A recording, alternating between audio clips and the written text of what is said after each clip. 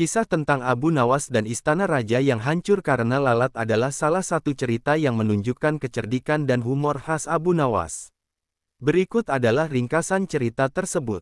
Pada suatu hari, Raja Harun al-Rashid mendengar bahwa Abu Nawas memiliki kemampuan luar biasa dan sering berhasil mengatasi berbagai tantangan yang diberikan padanya.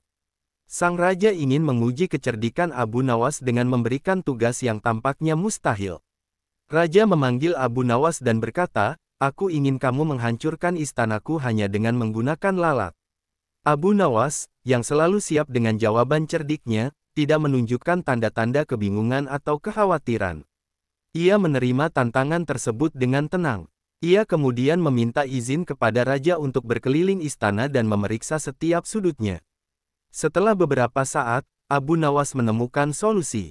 Ia menemukan banyak lalat yang berkumpul di dapur istana, tertarik pada sisa-sisa makanan yang manis. Abu Nawas kemudian memikirkan sebuah rencana.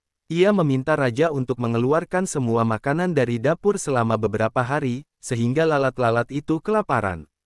Setelah beberapa hari, Abu Nawas membawa sebuah pot besar penuh dengan madu ke tengah istana dan menaruhnya di sana.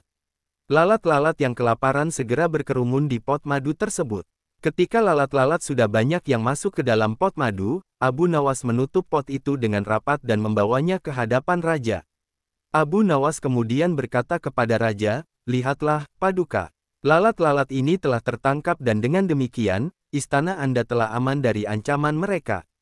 Raja Harun al-Rashid, yang mengharapkan istananya benar-benar hancur, tertawa terbahak-bahak mendengar penjelasan Abu Nawas.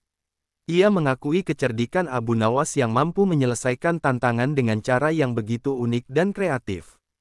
Cerita ini menyoroti kecerdikan Abu Nawas dalam menghadapi situasi yang tampaknya mustahil dengan cara yang penuh humor dan tak terduga. Kisah-kisah seperti ini menjadi bagian dari cerita rakyat yang diwariskan secara lisan dan ditulis ulang dalam berbagai versi sepanjang sejarah.